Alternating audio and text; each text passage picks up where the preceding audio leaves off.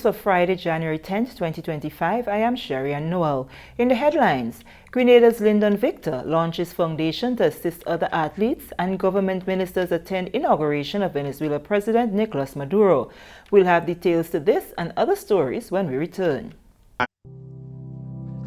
If there's one thing we know for sure, life is an unpredictable journey, full of twists and turns, but no matter where it takes you, the National Insurance Scheme is here, ready to support you every step of the way.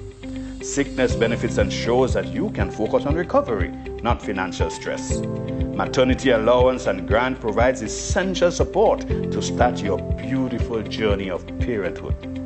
The unemployment benefits act as a safety net, giving you peace of mind during challenging times.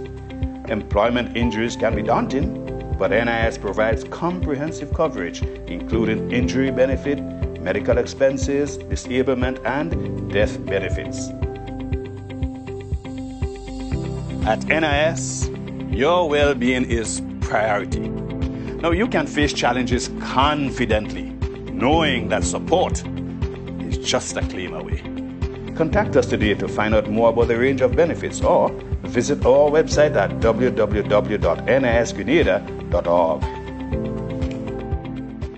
Welcome back. Honorable Dennis Cornwall and Senator Adrian Thomas both left the island on Thursday evening to attend the inauguration Friday of President Nicolas Maduro, who will serve a third six-year term as President of Venezuela. Prime Minister Honorable Deacon Mitchell made the pronouncement to the GIS on Thursday prior to his departure to the People's Republic of China. Prime Minister Mitchell says despite the many challenges faced by Venezuela, both countries remain committed and share strong ties to each other through diplomatic relations. President Maduro is being sworn in. I would have, had it not been for the trip to China, which was already pre-planned, I would have attended.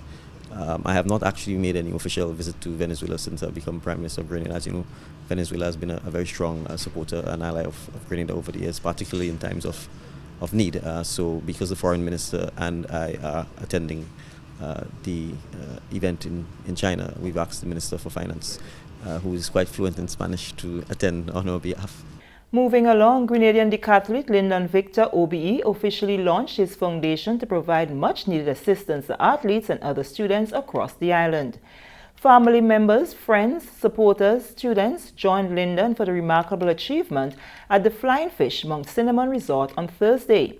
During remarks at the Lindon Victor Foundation launch, Victor, who has earned recognition for his athletic achievements, said the idea for the foundation was deeply personal. Victor presented packages to 20 athletes, including spikes, backpacks, and other sporting gears. This foundation that we are we are launching today.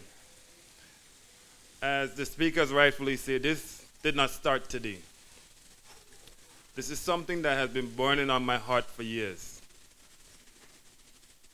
Because I too was a recipient of a scholarship not too long when I was your age. And I understand the burden that is placed on parents to send Grenadian kids to school. It is too expensive. Some kids, they have to stay home because they don't have the right color shoes. Or their shoes got wet during a rain. Or they get sent home because they don't have the right color socks. And like many of you guys, it wasn't easy going to school. Going to school in Grenada is a burden.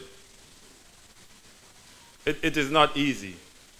When August comes, your parents have to scrape, claw, beg, take loans to send their children to school. And it's even harder for athletes, because sometimes the parents have to choose between a spikes and a school shoes.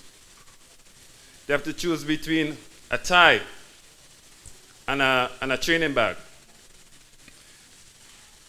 The Lindon Victor Foundation aims to change this. The Lindon Victor Foundation aims to provide school books, school shoes, school uniforms, school ties to our nation, children, not just athletes, because I believe that education is the key to success, and nobody cannot tell me otherwise. Tafawa Pear, chairman of the board of Grenville Credit Union, presented a 10,000 EC check to Lindon Victor to support the work of the foundation and congratulated him on the groundbreaking initiative.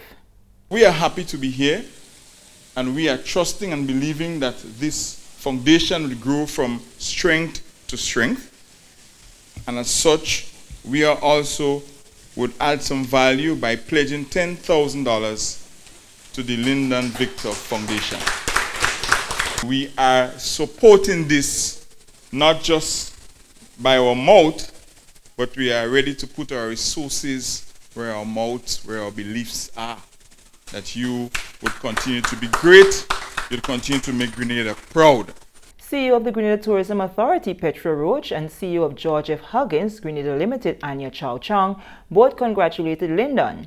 Chow Chong encourages students to give their best as they will be well supported. Students, you all understand the journey. You understand the force of people that you have behind you. And there's no better mentor to have than Lindon Victor. You all hear me? As we said at lunch, I want to remind you what we put in to our efforts, what we put into our bodies, our minds, and our spirits is just as important as what you put out to the world. Remember your good mornings and good afternoons. Remember to keep your back straight when you wear those colors on your chest. And maybe one day, hopefully, these blocks, or the logo of the Grenville Credit Union, or the Grenada Tourism Authority. Lindon, you understanding the dreams of these young athletes who yearn to follow in your footsteps and understanding the challenges that come with these dreams, you can help them chart a smoother path, leveraging your own experience, connections, and resources to provide opportunities for growth and success. So I just want to say again, thank you so much for having the GTA as a part of this grouping. We are incredibly proud of you, not just as the athlete, but as the person. And again, we are always here as part of your village, ready to support. Minister for Youth and Sports, Honorable Delma Thomas, commended Victor's initiative. This moment signifies not just the celebration of one man's vision, but a collective commitment to shaping a brighter future for Grenada's youth through sports and empowerment. The foundation is a testament to the power of giving back. It embodies the idea that success is not just about personal achievement, but about lifting others as we rise. As the Minister of Youth and Sports, I am proud to witness such a powerful initiative take root in our community. Moving along, Prime Minister Honorable Deacon Mitchell on Thursday, January 9th, departed Grenada for his first official visit to the People's Republic of China to coincide with the 20th anniversary of the resumption of diplomatic relations between Grenada and China. The visit, Prime Minister Mitchell says, is symbolic and commemorative, one which underscores the enduring partnership and mutual respect between Grenada and China, which has flourished over the past 2 decades. First visit period, and second, obviously, first visit as Prime Minister of Grenada. And if I'm not mistaken, I think it's the first visit by the head of government to China for the new year. So it's a very important trip for both nations in terms of marking the 20th anniversary of bilateral relations, as well as deepening technical, economic, and diplomatic cooperation between China and Grenada. As you know, we have benefited significantly over the last 2 decades from cooperation between Grenada and China, and we think it's important for us to review the last 20 years and then plan for the next 20 and beyond. So it's not just me attending, it's also the Minister for Foreign Affairs, it's the Minister for Economic Development, and a number of technical officers, because we are looking to sign a number of agreements, cooperation agreements, aid agreements, and hopefully other development agreements between China and Grenada. Prime Minister Mitchell says China, since the resumption of diplomatic ties, have enjoyed a strong relationship through cooperation in areas such as infrastructure, agriculture, education, healthcare, and cultural exchanges. The delegation, he says, will engage its Chinese counterparts to further leverage opportunities that will be beneficial to Grenadians. Economic development is key for us. We obviously also are keen to look at getting grants financing, because as you're aware, we suffered a pretty terrible hurricane. So disaster preparedness, disaster mitigation, building resilience and sustenance, sustainable development is key. Things like renewable energy or transportation situation in Grenada is a challenge. We're looking at how we can green our transportation system. China is well known for being the leading producer of electric vehicles, particularly buses. We have serious challenges with our buses on the road. So we'll be looking at that. Other opportunities for infrastructure development. Housing is a major challenge exacerbated by the hurricane, and as you know, China has provided affordable housing assistance to us in the past. So we will really be looking at a wide range of development. Of course, you can't generally negotiate everything in 3 or 4 days. What we expect is that for areas where we have a consensus, we will probably sign off on cooperation agreements and then continue the discussions and negotiations for the remainder of the year so that we can get to some concrete and solid agreements. Mr. Peng Wenlin, chargé d'affaires of the Chinese embassy in Grenada, was at the MBIA to see PM Mitchell off. During an interview with the GIS, he re-emphasized the People's Republic of China's commitment to be a true friend of the government and people of Grenada. China and Grenada are great partners and friends. We support each other in so many fields, and we enjoyed so long time friendship. So we feel this relationship is very important. The official visit by Prime Minister Mitchell, he says, comes at an opportune time, the 20th anniversary of diplomatic ties between Grenada and the People's Republic of China. This visit is the most important visit of the Grenadian leader to China for the past maybe 15 years. So we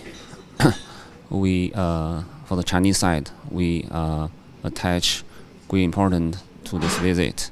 And Chinese leaders will meet with the Prime Minister, and the Prime Minister also will visit many places in China. He will visit some business and some local cities and have many exchanges with the local governments and local people. While in China, Prime Minister Mitchell will meet with President Xi Jinping, among other Chinese government officials. This is the GIS News. When we return, Law Year 2025 begins.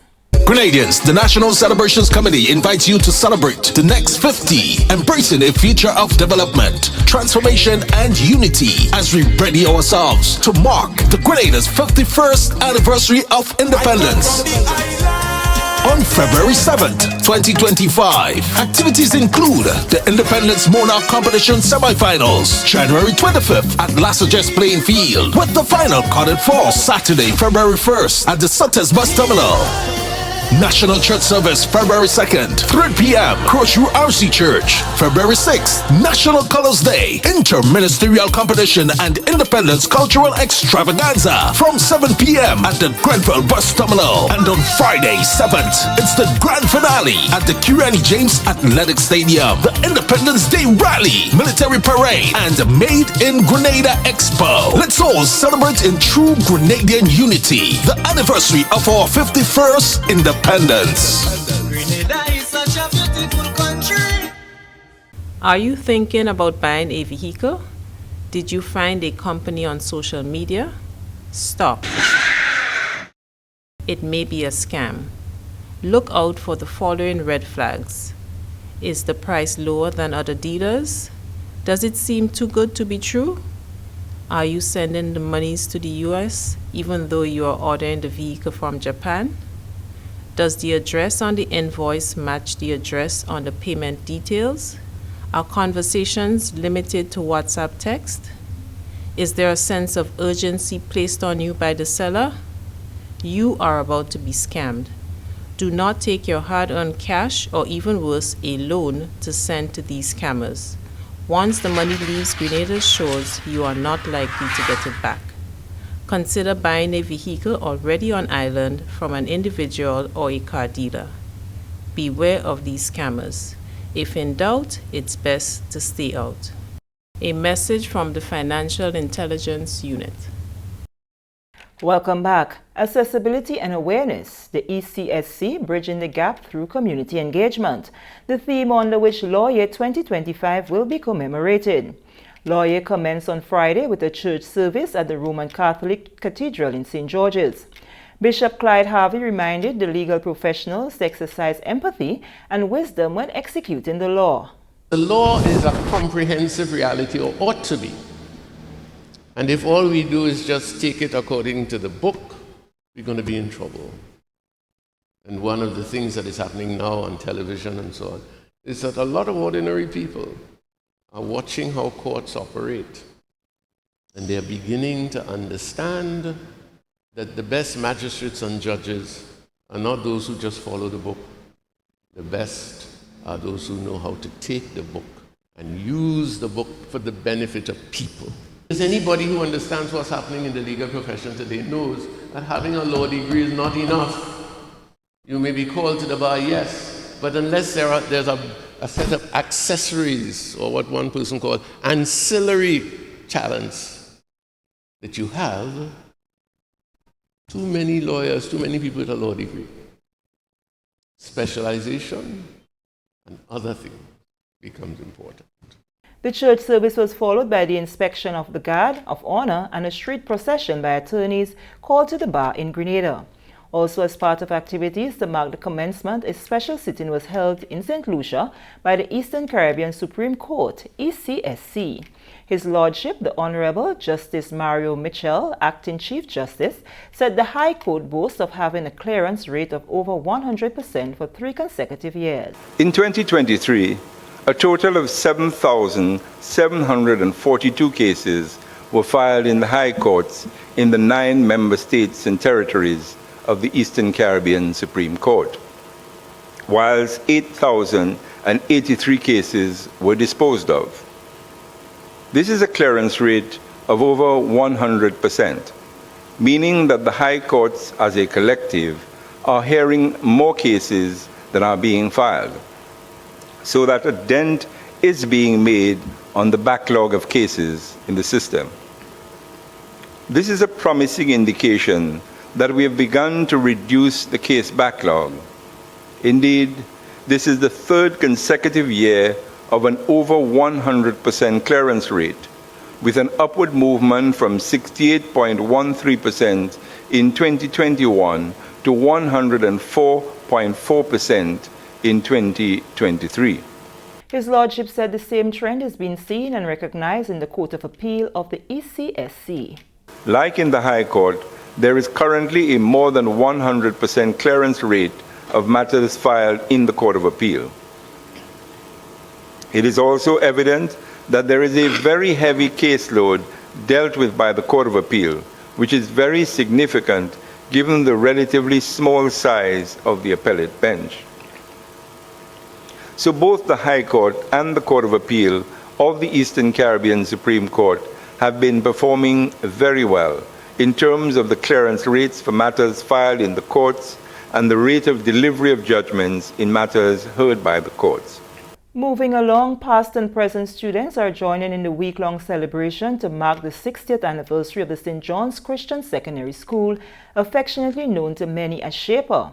Founded by Brother Melvin Shaper on January 11, 1965, the institution has produced generations of professional, skilled and talented Grenadians who are now making their mark in society.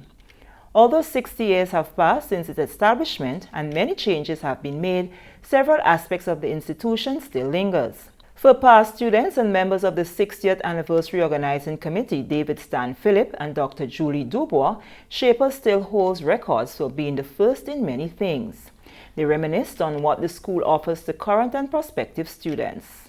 The type of environment that school provides, it's a very welcoming one for parents who look into ensure that the student or the child gets an all-rounded education. My experience at Shaper was such that I did not just get an academic education. I as Dr. Dover said, the spiritual side of it. It was holistic. Very holistic. Parents should look at the way the world is now and the values placed and compare that with what St. John Christian Secondary School is offering. And we are indeed offering a well-rounded education. It's not just the academics, but we have the extracurricular activities as well. Yes. Right? Right now they're going to, he just reminded me, they just received a few chess boards. So they have a chess team there, and did they come? I'm not sure if they, no, they didn't compete, but they're preparing, and seriously so. So we're not getting left behind on any level. The week of activities run from Sunday, January 12th into Sunday, January 19th. Church service, health fair, meet and greet all form part of the calendar for the 60th celebrations. We are inviting all alumni, all past students, present students, parents and friends, both here and in the diaspora. And of course, the school is a church-based school.